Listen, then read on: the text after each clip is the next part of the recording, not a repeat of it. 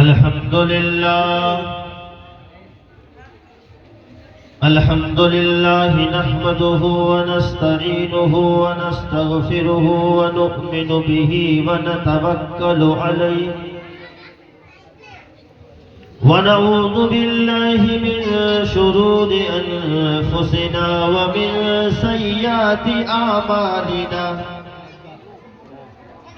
मन यहदिहिल्लाहु फला मुदिल्ल लहु वमन युद्लिलहु फला हादिय लहु वनशहदु अन ला इलाहा इल्लल्लाहु वहदहु ला शरीक लहु वला नज़ीर लहु वला मुशीर लहु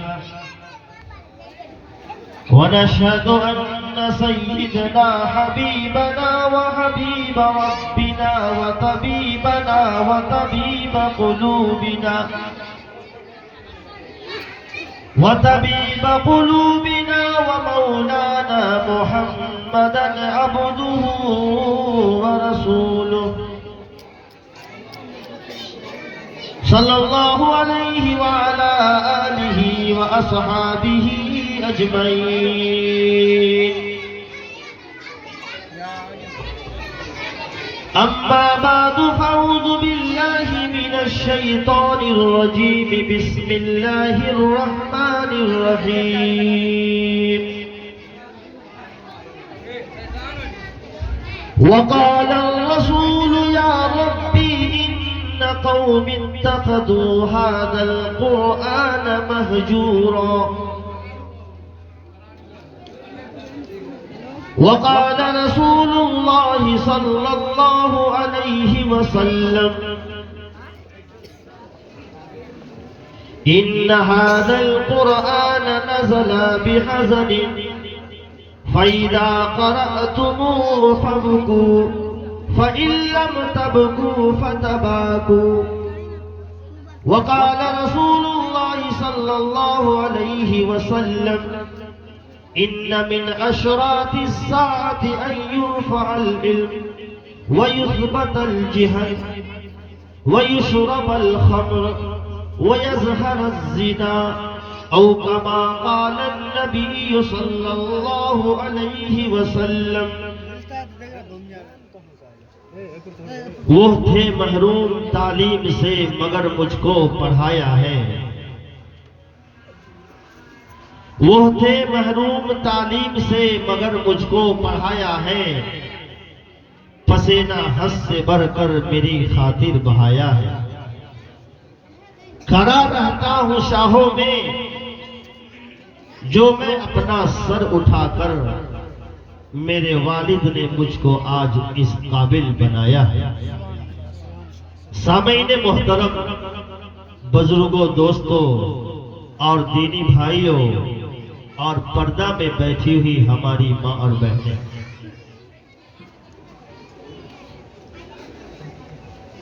हम और आप जिस मुल्क में रह रहे हैं,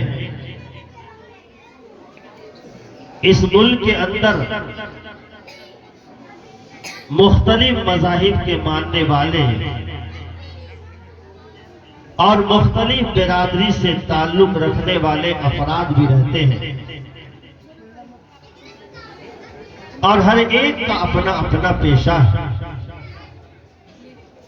इस मुल्क के अंदर एक मुस्तकिल ऐसी कौम है जो कौम खास तौर से राजस्थान और गुजरात के इलाके में पाई जाती है। उनका काम सिर्फ यही है भेड़ बकरी चलाना। जिस आदमी के पास ज्यादा से ज्यादा भेड़ें हो वो उस इलाका में इतना ही ज्यादा मालदार और सरमायादार समझा जाता है। एक एक आदमी के पास 2-2 हजार, 4-4, 5-5 हजार भेड़ें हुआ करती हैं। और उन लोगों का मिजाज यह है कि वो अपने बाल बच्चों को बिल्कुल पढ़ाते नहीं है। तालीम से दूर दूर तक उनका कोई वास्ता नहीं होता है। बच्चा होशियार हुआ और उन्हें भेड़ बकरी चराने पर मामूर कर दिया जाता है। तालीम की तरफ कोई तवज्जो नहीं होती है। उस कौम का एक आदमी, जैसे आज हम लोग जलसा में बैठे हुए हैं, बेशुमार मुकर्रिरीन आपके सामने आएंगे, बहुत सारे लोगों की कुछ ऐसी बातें होंगी जो आपके दिल में जगह ले लेगी और आप यहां से जाने के बाद सोचने पर मजबूर होंगे।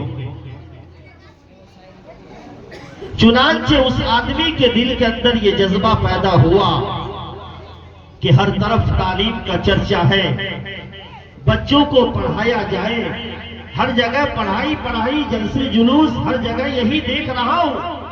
चुनांचे एक बेचारे बाप के दिल के अंदर ये जज्बा पैदा हुआ कि हम अपने इस बेटे को भेड़ बकरी के हवाले न करके किसी स्कूल या कॉलेज के अंदर दाखिल कर दिया जाए, देखता हूं ये पढ़कर क्या बनता है। चुनांचे उसने अपने उस मासूम बच्चे को तालीम के लिए वक्फ कर दिया। वो बच्चा इतना पढ़ा कि पढ़ते पढ़ते एक बादशाह का वजीर बन गया। बाप को जब इस बात का इल्म होता है कि मेरा बेटा बादशाह का वजीर बन गया है, तो बाप ने सोचा कि काफी अरसा गुजर चुका है, क्यों न हो कि बेटे से मुलाकात की जाए। चुनांचे बाप ने अपने बेटे को एक लेटर लिखा कि बेटा, मैं फला तारीख को फला गाड़ी से फला स्टेशन पर मैं तुझसे मिलने के लिए आ रहा हूं। जब बेटे को इस बात का इल्म होता है कि फला तारीख को मेरे वालिद गिरामी मुझसे मिलने के लिए आएंगे, बादशाह के कानों तक जब ये आवाज पहुंचती है कि वजीर का बाप मिलने के लिए आ रहा है, तो जब वजीर का बाप था तो बादशाह ने अपने शायान शान उसके इस्तकबाल के लिए बादशाह ने अपने दरबार से लेकर और जिस स्टेशन पर वो गाड़ी रुकती, ट्रेन रुकती, उस स्टेशन तक बादशाह ने सजा दिया सड़कों को। और उनके इस्तकबाल के लिए बाज़ाब्ता बैंड बाजे और जो भी उस वक्त हो सकते हैं, बादशाह ने पूरी तैयारी कर दी। गाड़ी आती है, ट्रेन रुकती है, जैसे ही ट्रेन रुकती है बैंड बाजे शुरू हो जाते हैं, तोपे दागने शुरू हो जाते हैं। अब हर आदमी ट्रेन से निकलकर ये माजरा देख रहा है, ये तमाशा देख रहा है कि आखिर कौन सा ऐसा आदमी है जिसके इस्तकबाल में इस तरीके से स्टेशनों को सजा दिया गया है।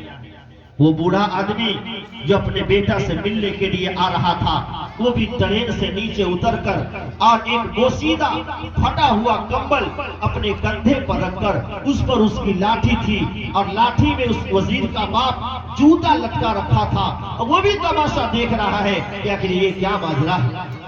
ट्रेन चली जाती है। बादशाह ने वजीर से पूछा कि वजीर, लग रहा है कि तेरा बाप नहीं आया है। गाड़ी तो चली गई। वजीर ने बादशाह से कहा कि बादशाह, वो सामने देख रहे हैं, वो सामने जिस आदमी को आप देख रहे हैं कि जिसके कंधे पर एक कंबल है, वो सीधा कंबल है, उस पर लाठी है और उन्होंने अपने दोनों जूते को लाठी में लटका रखा है, वही मेरा बाप है। अब बादशाह हैरत में आकर वजीर से कहता है कि वजीर, वाकई में तेरा बाप बड़ा बेवकूफ मालूम होता है। बादशाह के दरबार में और इस अंदाज में तेरा बाप बेवकूफ मालूम होता है, इसलिए कि बादशाह के दरबार में आने का जो तौर और तरीका होता है उससे तेरा बाप खाली है। वजीर भी चालाक था। वजीर ने कहा कि बादशाह, मेरा बाप बेवकूफ नहीं है, बल्कि मेरा दादा बेवकूफ था। अगर मेरा दादा मेरे बाप को पढ़ाता तो मेरा बाप बादशाह के दरबार में अपने कंधे पर कंबल और लाठी और लाठी में जूता लटकाकर बादशाह के सामने मेरा बाप नहीं आता, मेरा दादा बेवकूफ था कि मेरे बाप को नहीं पढ़ाया, मेरा बाप तो इतना बड़ा अक्लमंद है कि उसने मुझको पढ़ाया है, मैं आपके पास वजीर बनकर खड़ा हूं। तो मेरे भाइयों, तालीम इंसान को कहां से कहां पहुंचा देती है और क्या से क्या बना देती है, रातों दिन हमारा और आपका मुशाहिदा है। आज तालीम के मामले में सबसे पीछे अगर कोई कौम है तो वो हम हैं। और याद रखिए, समाज के अंदर जितनी भी बुराइयां हैं, जितने भी मफासिद हैं, ये सब के सब तालीम ही के जरिए खत्म होंगे। इसलिए ये तालीम के बगैर समाज से बुराइयों को मिटाना ऐसा ही है जैसे दरख्त के जड़ों के बजाय टहनियों और पत्तों पर पानी दिया जाए कि उससे ज्यादा फायदा हासिल नहीं हो सकता है।